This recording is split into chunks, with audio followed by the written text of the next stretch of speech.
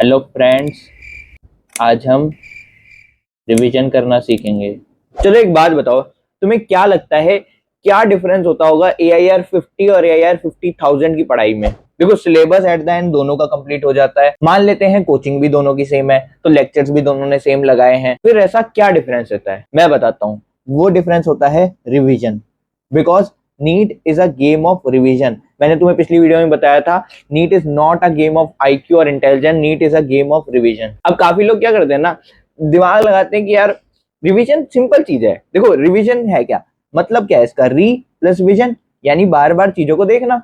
ठीक है, तो क्या करेंगे हम, जा करके जो भी हमने पढ़ा है उसको बार बार देखेंगे, और इस तरह से वो पूरी जिंदगी या पूरी प्रिपरेशन कह लो, वो सिर्फ अपना पैसिव रिकॉल ही करते रहते हैं, और फिर उनको टेस्ट के टाइम पे, एग्जाम के टाइम पे चीजें याद नहीं आती। तो आज की इस वीडियो से मेरा गोल यही है कि मैं तुम्हें ये बता सकूं कि किस तरह से एक्चुअल में रिवीजन करना है। तो यार तेरी बात को हम कैसे मान लें भैया? मैं भी कोई बहुत ज्यादा एक्स्ट्रा ऑर्डिनरी स्टूडेंट नहीं था, बट अगर मैं ऑल इंडिया रैंक 59 स्कोर कर पाया, बिकॉज मैं कंसिस्टेंटली पढ़ता था, मैं रिवाइज कंसिस्टेंटली करता था, इस कारण से। सो वीडियो शुरू करने से पहले तुमसे मैं बस एक ही प्रॉमिस चाहता हूं कि तुम्हें अभी जाके कमेंट में लिखना है कि इस रिवीजन स्ट्रेटेजी को, या जो भी चीजें मैं आज यहां से सीख के जाऊंगा, उसको मैं 21 दिन फॉलो जरूर करूंगा। उसके बाद 21 दिन बाद आके तुम मुझे बताना कि तुमने जो जो चीजें इससे रिवाइज करी उसमें तुम्हें फायदा हुआ कि नहीं। अभी सबसे पहले अकाउंटेबिलिटी लो, कमेंट में जाके ये चीज लिखो। बाकी चिंता मत करना, नोट डाउन करने की जरूरत नहीं है, ये PDF मैं तुम्हें टेलीग्राम पे प्रोवाइड कर दूंगा, तुम जाके देख सकते हो। ठीक है, अब आ जाओ। देखो, जो लोग कहते हैं ना कि मन नहीं करता, मन नहीं करता का मेरे पास एक ही सॉल्यूशन है। तुम सबसे पहले इधर आ जाओ कि एक है A स्टूडेंट, एक है तुम्हारा B स्टूडेंट। ठीक है, अब दोनों का फुल सिलेबस हो रखा है, दोनों सेम कोचिंग के हैं, दोनों ने सेम रिसोर्सेज यूज किए हैं, बट एक ने रिवीजन नहीं किया है, एक ने रिवीजन किया है। फर्क देखना कितना आएगा, एक के 300 के आसपास मार्क्स आ रहे हैं, एक के 650 के आसपास मार्क्स आ रहे हैं। एक सिलेक्ट हो रहा है, एक सिलेक्ट नहीं हो रहा है। एक को गवर्नमेंट सीट मिल रही है, एक को गवर्नमेंट सीट नहीं मिल रही। एक हो सकता है एम्स भी निकाल ले, ये एम्स नहीं निकाल पाएगा। That's the difference. तो जिन लोगों को मन नहीं करता है, वो तुम देख लो कि तुम किस तरफ जा रहे हो। देखो, एक बाबा का प्रवचन सुन लो, NEET does not test your knowledge, it test your retention of knowledge. यानी सारा गेम जो है वो रिटेंशन का ही है। तो जो लोग पढ़ रहे हैं इधर उधर से, ये भी पढ़ेंगे वो भी पढ़ेंगे, उनको करने दो।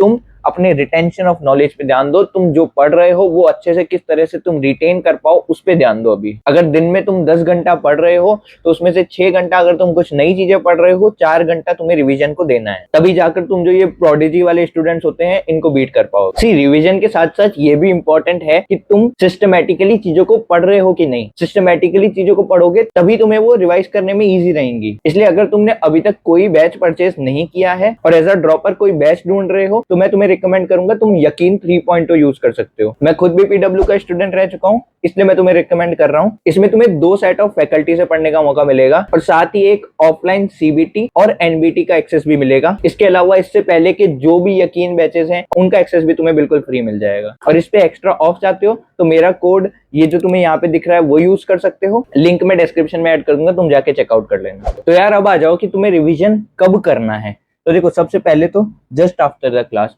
कि भाई तुमने क्लास लगाई, तुमने जो भी आज टॉपिक पढ़ा उसको 1-2 घंटे देके रिवाइज कर लो।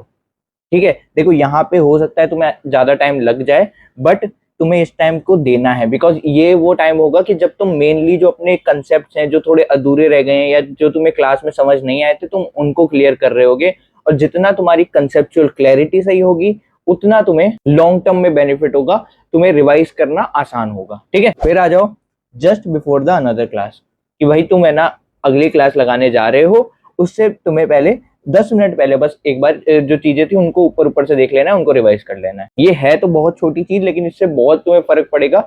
जब तुम्हारा टीचर तुम्हें उसको कनेक्ट करते हुए, पिछली क्लास से कनेक्ट करते हुए आगे पढ़ा रहा होगा ना, तब तुम्हें बहुत अच्छे से चीजें कनेक्ट होंगी, और आगे वाला लेक्चर तुम्हारे लिए देखना आसान हो जाएगा। फिर आ जाओ 147 रूल पे। ठीक है, ये तुम्हें कब लगाना है? जब तुम्हारा चैप्टर कंप्लीट हो जाए, कि भाई तुमने है ना जो भी तुम्हारा टॉपिक था वो तुमने पढ़ा, ठीक है, उसकी क्लास लगाई। इस तरह से जब तुम्हारी सारी क्लासेस खत्म हो जाएंगी, जब तुम्हारा चैप्टर पूरा कंप्लीट हो चुका है, तब तुम्हें 147 रूल लगाना है।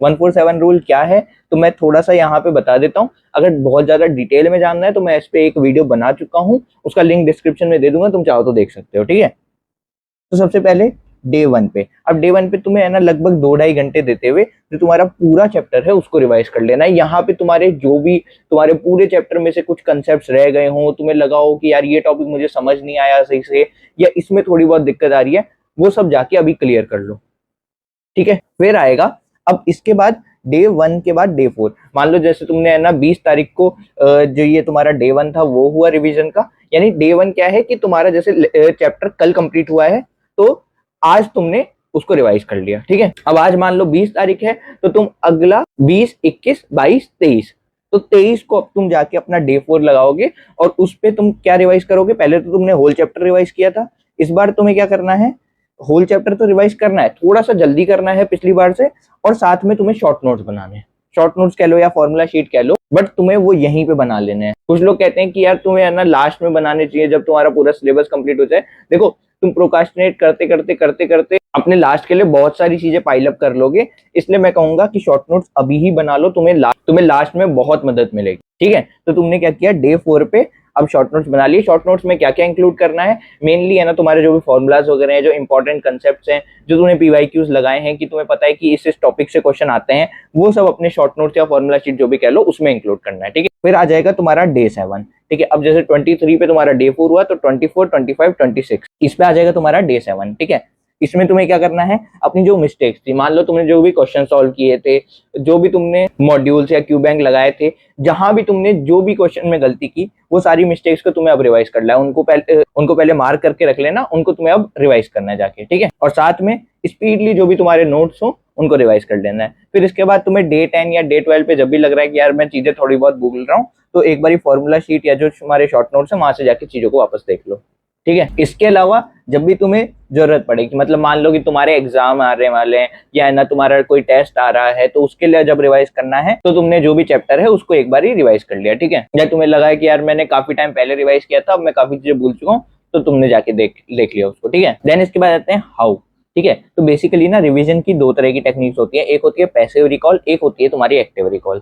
अब यहाँ से अच्छे से सुनना, देखो अधिकतर लोग ना सिर्फ पैसिव रिकॉल करते रह जाते हैं अपनी पूरी प्रिपरेशन पर, और फिर लास्ट में उनको सब चीजें याद नहीं रहती। ये बेसिकली तुम्हें तब करना होता है जब तुम्हारा टेस्ट कल आ गया है, ठीक है, या तुम ये डे 7 पे रिवाइज कर रहे हो, डे 10 या डे 12 पे रिवाइज कर रहे हो, तब तुम पैसिव रिकॉल लगा सकते हो, ठीक है। लेकिन अगर तुम डे 1 पे जब तुम्हारे कंसेप्ट ही पूरे क्लियर नहीं है, तुम पैसिव रिकॉल करोगे या डे 4 पे पैसिव रिकॉल करोगे, तो वो किसी तरह से तुम्हारे लिए काम नहीं आएगा। तो पैसिव रिकॉल कब कब करना है, ठीक है, एक तो तुम्हारा टेस्ट से पहले, ठीक है भाई, तुम्हारा अगले दिन टेस्ट है, तुमने एक दिन पहले ये पैसिव रिकॉल कर लिया, या जो मैंने ऊपर बताया उसमें डे 7 पे या डे 10 पे, ठीक है, इसमें तुम्हें पैसिव रिकॉल करना है। बाकी जगह तुम्हें क्या करना है, एक्टिव रिकॉल करना है। बेसिकली जब भी तुम्हारे पास अच्छा खासा टाइम है अपने रिवीजन करने के लिए, तब तुम्हें एक्टिव रिकॉल करना है। और हाँ, यहाँ पे अगर जैसे मान लो तुम्हारा कल नीट का एग्जाम है, तो तुम सब चीजें एक्टिव रिकॉल से रिवाइज नहीं कर सकते, तो तुम्हें पैसिव रिकॉल करनी होगी कि भाई तुम्हारा जब एग्जाम आ ही चुका है, ठीक है। अब एक्टिव रिकॉल पे आए तो इसमें भी अब दो तरीके होते हैं। एक होता है कि डायरेक्ट तुमने है ना जो तुम्हारे नोट्स खोले उनसे रिवाइज करना चालू कर दिया। एक होता है रिविजन थ्रू क्वेश्चन। अब ये तुम्हारा होता है टेस्ट में, जब तुम टेस्ट दोगे, जब तुम टेस्ट दे रहे हो तब तुम एक्टिव रिकॉल कर रहे हो, टेस्ट से पहले तुम्हें पैसिव रिकॉल करना है, समझे। और इसी को कहते हैं टेस्टिंग इफेक्ट, कि भाई तुम जब टेस्ट दोगे तो तुम्हारा एक तरह से एक्टिव रिकॉल होता है रिवीजन थ्रू क्वेश्चंस, ठीक है। डायरेक्ट रिवीजन पे एक बार आ जाओ। अब तुमने क्या किया कि तुमने जो भी टॉपिक है उसको नोट से पढ़ा, ठीक है। फिर तुम्हें क्या करना है, अपने जो नोटबुक है उसको क्लोज करना है। उसके बाद teach to learn, basically Feynman technique इसको कहते हैं, कि भाई मतलब तुमने जो चीज पढ़ी है उसको ऐसे पढ़ना है कि तुम किसी को पढ़ा सको। बेसिकली जो भी चीज तुम रिवाइज कर रहे हो उसको ऐसे सोचो कि तुम्हारे सामने कोई इंसान खड़ा है या कोई बच्चा खड़ा है, उसको तुम्हें समझानी है। अगर तुम इसको सही तरह से समझाना सीख गए ना, तो इसका मतलब तुम्हें भी चीजें अच्छे से आती है। यही होती है तुम्हारी Feynman technique, teach to learn, ठीक है। फिर क्या करना है, तुम्हें अपनी नोटबुक खोलनी है, अब देखनी है कि तुमने क्या एरर की है और फिर उनको रेक्टिफाई करो। तो ये ना सबसे बेस्ट तरीका है रिवीजन करने का। बिकॉज देखो क्या होगा कि इसमें है ना, यहां तक तुमने जो चीजें तुम्हें याद की थी वो तुम्हें पता चल गया कि भैया मेरे को ये अच्छे से आती थी, तभी मैं एक इंसान को पढ़ा सकता हूँ, ठीक है। लेकिन इसमें जो चीजें हो सकती थी, तुम्हें 10 चीजें अगर उस टॉपिक में थी तो उसमें से तुम्हें 8 आती थी, तो बाकी की जो 2 होगी ना, तुम्हें अब सिर्फ वो 2 याद करनी है, और ब्रेन इसको आसानी से फिर याद कर लेता है। इसको कहते हैं error based learning. So I hope कि अब तुम्हारे सारे डाउट्स क्लियर होंगे, रिवीजन कब करना है, कैसे करना है इन सब को लेकर के। बाकी वीडियो अच्छी लगी हो तो लाइक कर देना, चैनल पे नए हो तो सब्सक्राइब कर देना। अगली वीडियो किस पे बनानी है वो कमेंट में बता सकते हो। मिलेंगे नेक्स्ट वीडियो में। Thanks for watching. जय हिंद, जय भारत।